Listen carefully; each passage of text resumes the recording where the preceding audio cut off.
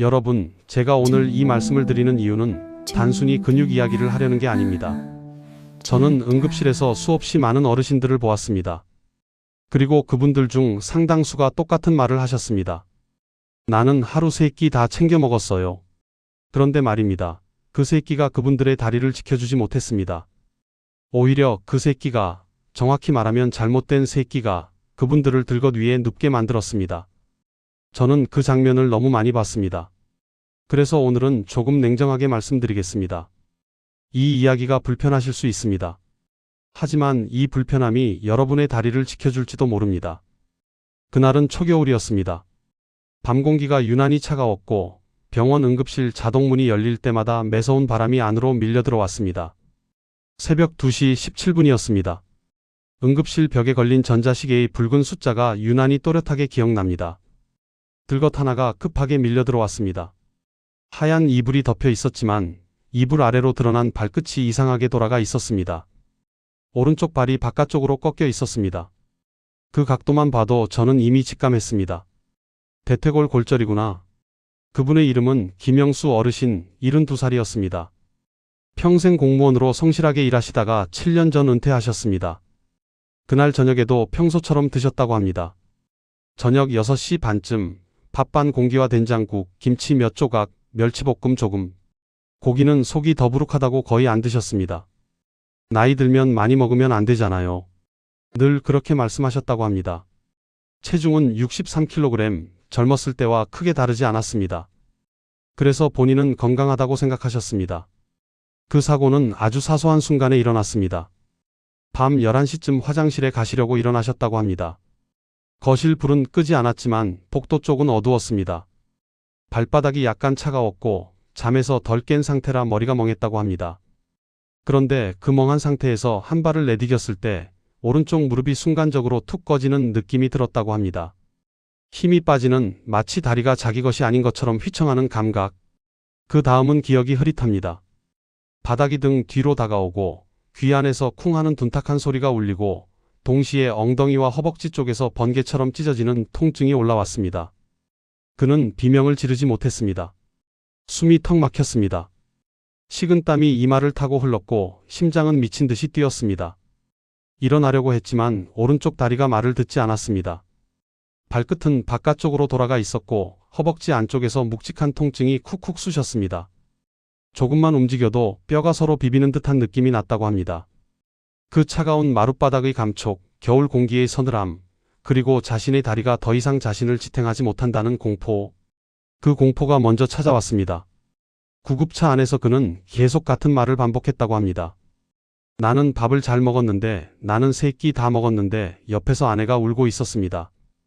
여보, 조금만 참아요. 그런데 어르신의 얼굴은 창백했고 입술은 말라 있었고 손은 떨리고 있었습니다. 저는 그 얼굴을 잊지 못합니다. 그 표정은 단순히 통증 때문이 아니었습니다. 왜 이런 일이 나에게? 라는 당혹감, 억울함, 그리고 설명할 수 없는 두려움이 뒤섞여 있었습니다. 응급실에서 엑스레이를 찍는 동안에도 그는 계속 말씀하셨습니다. 나는 많이 안 먹었어요. 살찌면 안 되니까. 대신 3끼는 꼭 먹었지. 저는 그 말을 들을 때마다 가슴이 철렁합니다. 3끼를 먹었다는 사실이 그분에게는 건강의 증거였기 때문입니다. 그러나 엑스레이 화면에 선명하게 드러난 것은 부러진 뼈였습니다. 대퇴골 경부골절. 노년층에서 가장 예후가 나쁜 골절 중 하나입니다. 자, 여기서 제가 조금 냉정해지겠습니다. 이 골절은 단순히 미끄러져서 생긴 사고가 아닙니다. 물론 겉으로는 넘어져서 부러진 것입니다. 그러나 그 넘어짐의 배경에는 이미 오래전부터 진행되고 있던 변화가 있었습니다. 근육이 줄어들고 있었습니다. 허벅지 앞쪽 근육, 엉덩이 근육, 종아리 근육. 겉으로 보기에는 말라 보이지 않았습니다. 체중도 크게 줄지 않았습니다. 그러나 몸 안에서는 조용히, 아주 조용히 근육이 사라지고 있었습니다. 검사 결과를 보니 체성분 분석에서 골격근량이 또래 평균보다 한참 낮았습니다. 체중은 유지됐지만 지방 비율은 높고 근육은 적은 이른바 마른 비만 상태였습니다. 저는 그 결과지를 들고 한참을 바라봤습니다. 그리고 그분의 얼굴을 다시 봤습니다. 선생님, 많이 안 먹는 게 좋은 줄 알았어요. 그 말이 귓가에 맴돌았습니다. 수술이 필요하다는 설명을 드렸을 때 아내의 눈에서 눈물이 뚝 떨어졌습니다. 수술하면 다시 걸을 수 있겠죠? 그 질문에는 두려움이 가득했습니다.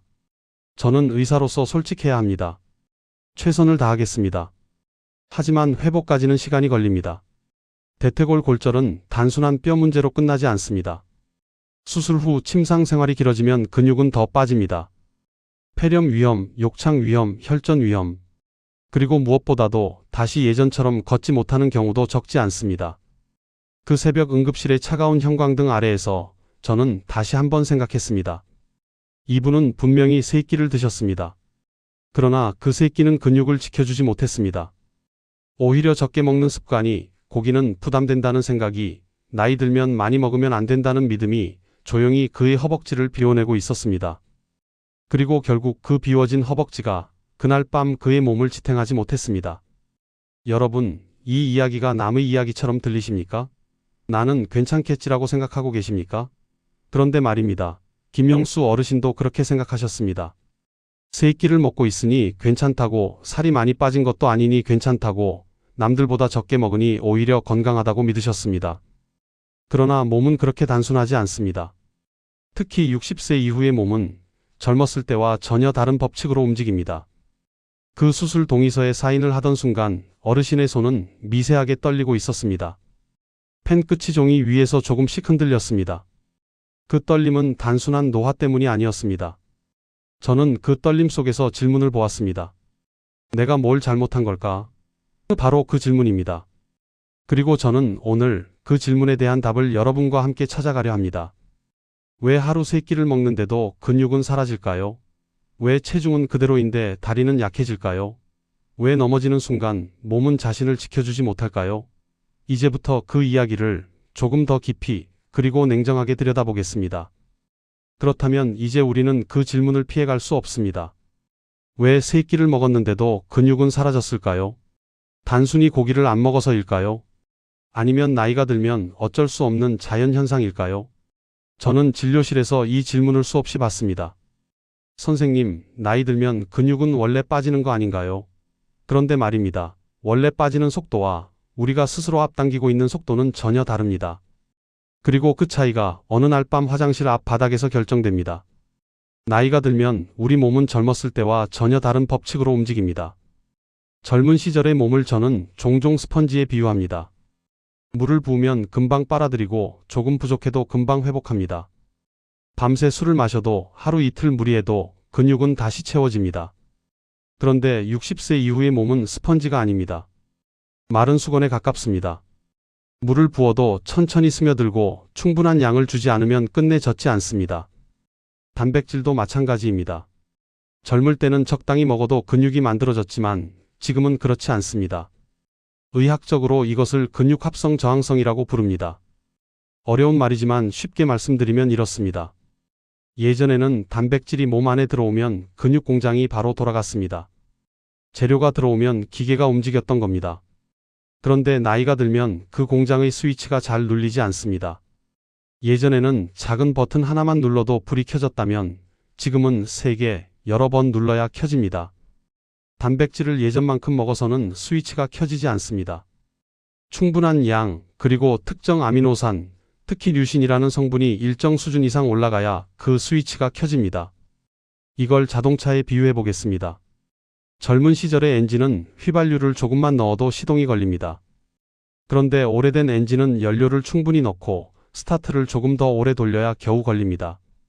그런데 많은 어르신들이 여전히 예전처럼 조금만 넣습니다. 밥 반 공기, 반찬 조금, 고기는 한두 점. 나는 많이 안 먹어도 돼.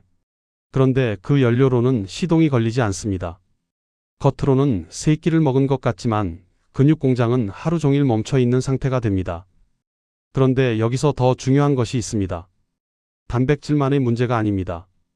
단백질이 들어와도 그것을 근육으로 붙잡아두는 힘이 필요합니다. 그 역할을 하는 것이 인슐린입니다. 많은 분들이 인슐린을 당뇨병의 적처럼 생각하시지만 사실 인슐린은 근육을 지키는 경비원과도 같습니다.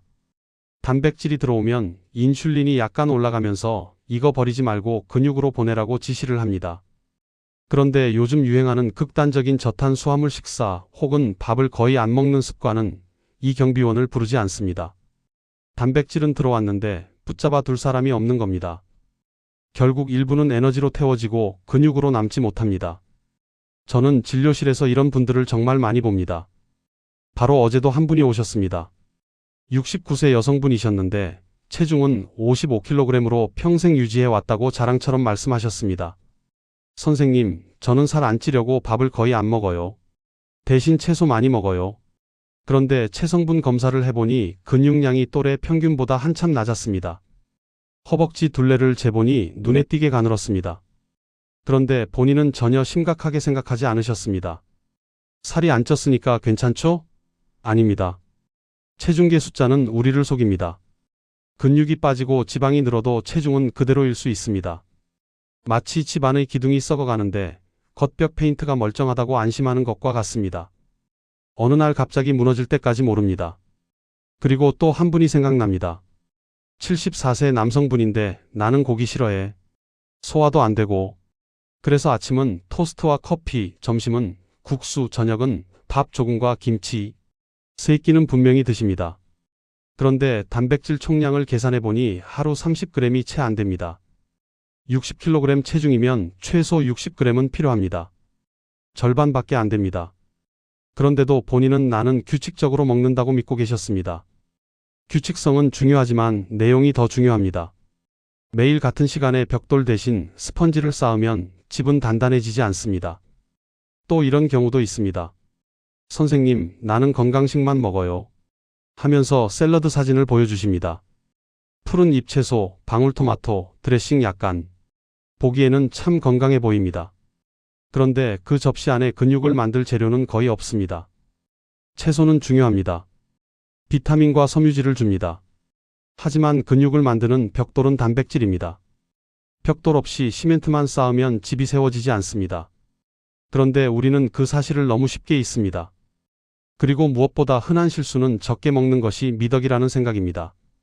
전쟁과 가난을 겪은 세대는 아끼는 것이 몸에 밴 습관입니다. 배부르면 병난다. 고기는 젊은 사람이나 먹는 거다. 이런 말들을 저는 수도 없이 들었습니다. 그런데 시대가 바뀌었습니다. 평균 수명이 80세를 넘었습니다. 90세를 바라보는 시대에 60세의 몸은 아직 30년을 더 버텨야 합니다. 그런데 60세의 식습관은 여전히 40세의 기준에 머물러 있습니다. 이 간극이 문제입니다. 저는 가끔 이렇게 말씀드립니다. 근육은 저축과 같습니다. 젊을 때 쌓아둔 예금이 있다고 해도 계속 인출만 하면 언젠가는 바닥이 납니다. 60세 이후에는 이자가 거의 붙지 않습니다. 그런데 우리는 인출은 계속하면서 입금은 줄이고 있습니다.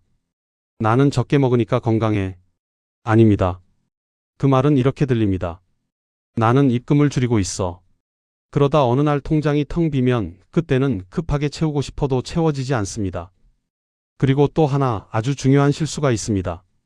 운동을 하지 않으면서 먹는 것만으로 해결하려는 생각입니다.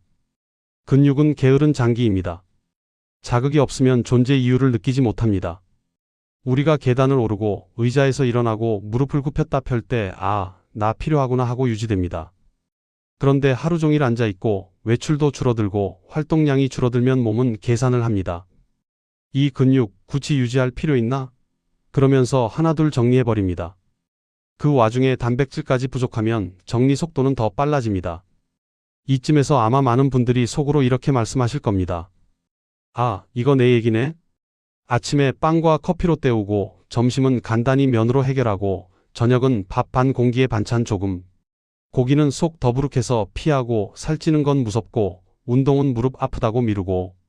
그런데 체중은 크게 안 변했으니 괜찮다고 믿고. 바로 그 모습이 김영수 어르신이 응급실 침대 위에서 했던 말과 겹칩니다.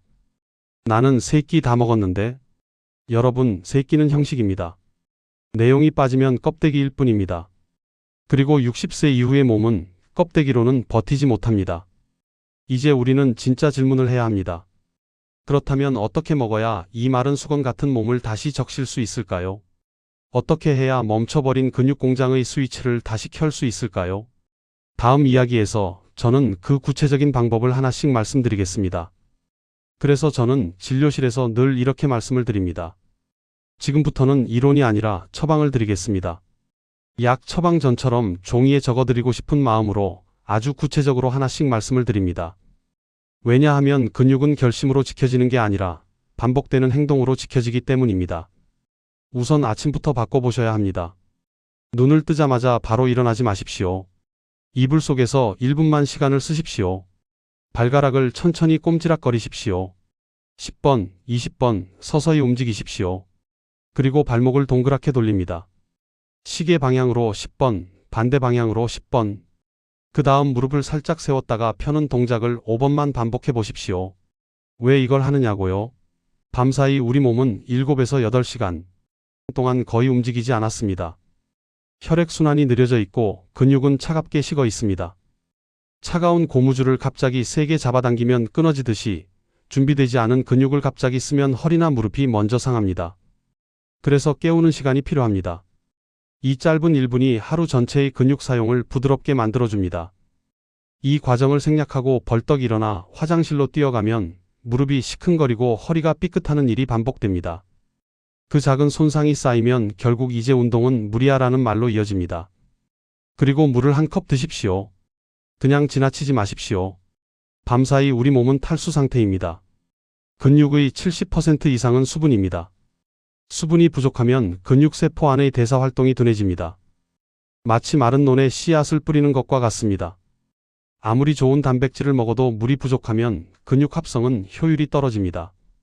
미지근한 물 한 컵이 근육을 위한 준비 작업입니다. 아침 식사는 조금이 아니라 제대로 드셔야 합니다. 많은 분들이 나는 아침 먹으라고 말씀하시지만 자세히 여쭤보면 밥 반 공기와 김치, 커피 한 잔입니다. 단백질이 거의 없습니다. 근육은 아미노산이 재료입니다. 재료가 없는데 어떻게 집을 짓겠습니까? 계란 2개 혹은 두부 반모 또는 그릭 요거트 한 컵이라도 반드시 포함하십시오. 씹기 힘드시면 계란찜으로 부드럽게 드셔도 됩니다. 중요한 건 양입니다.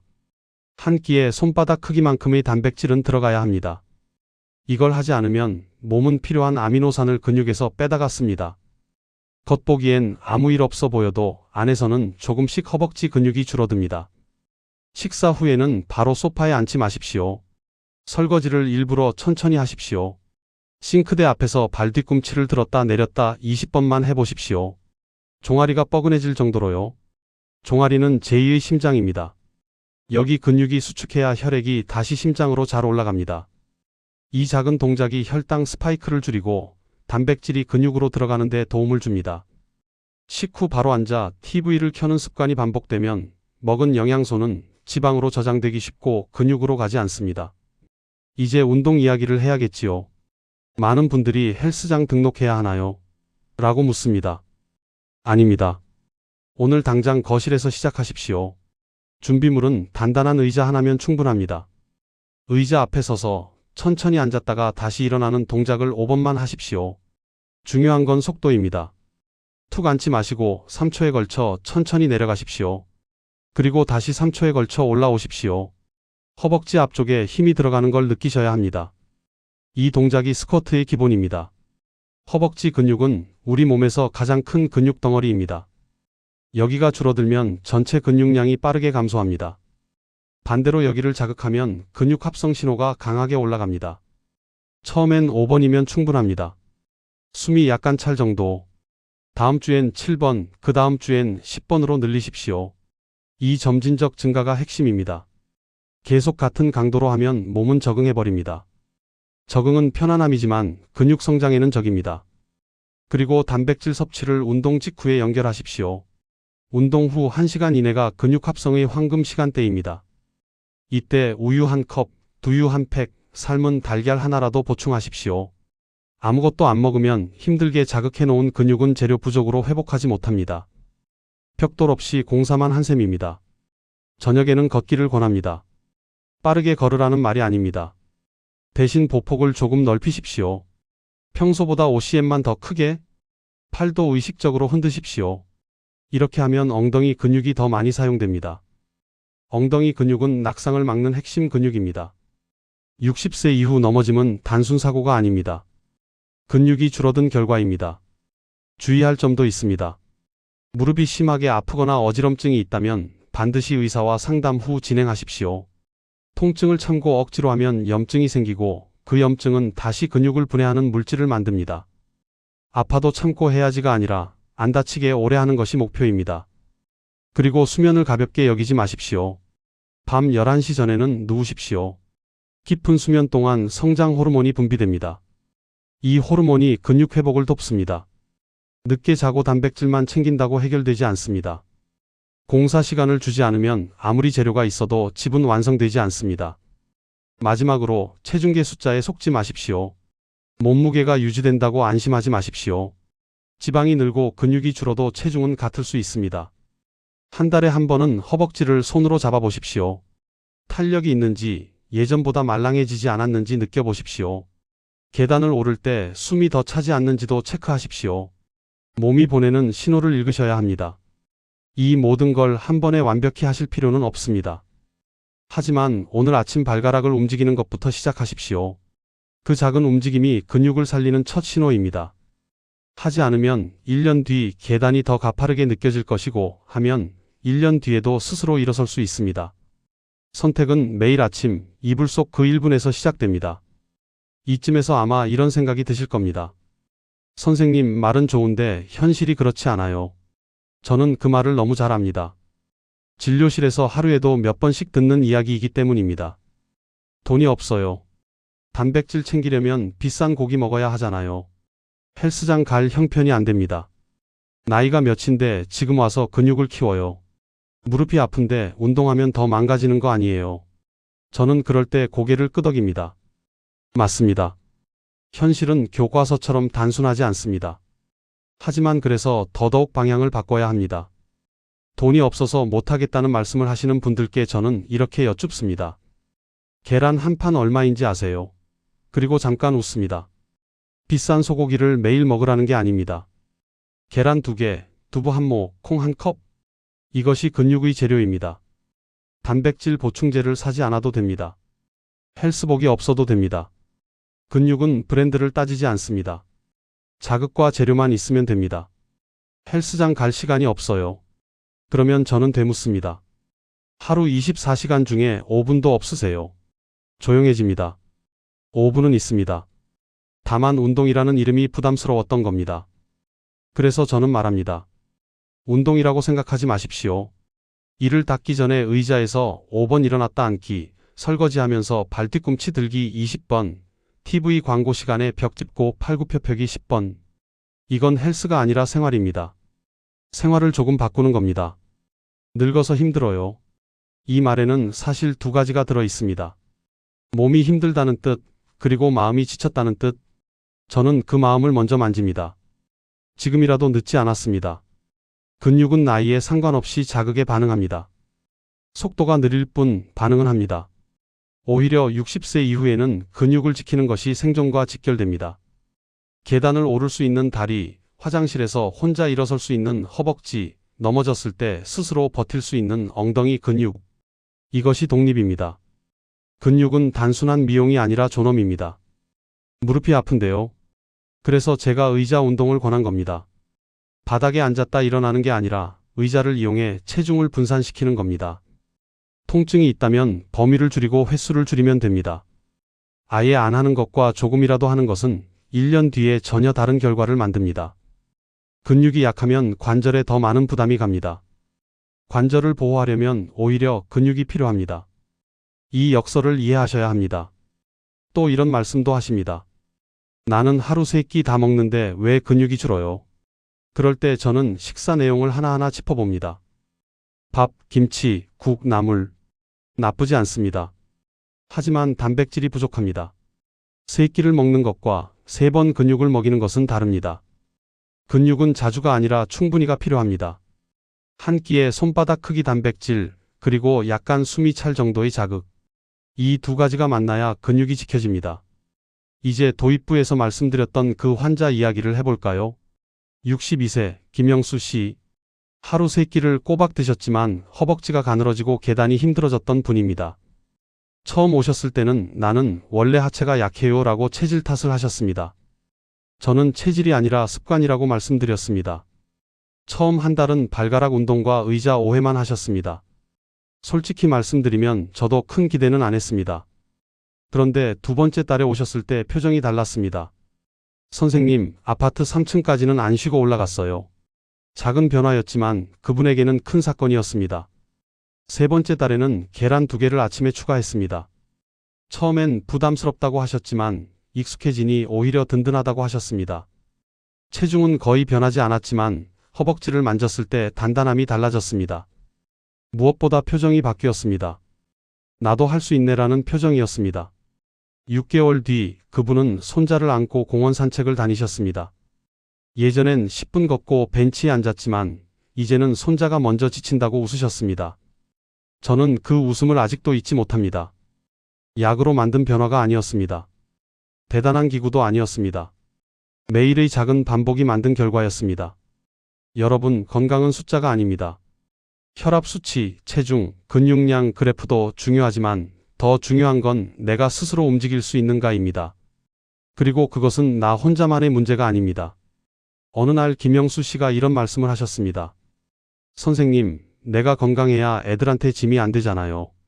그 말을 듣는 순간 저는 잠시 말을 잇지 못했습니다.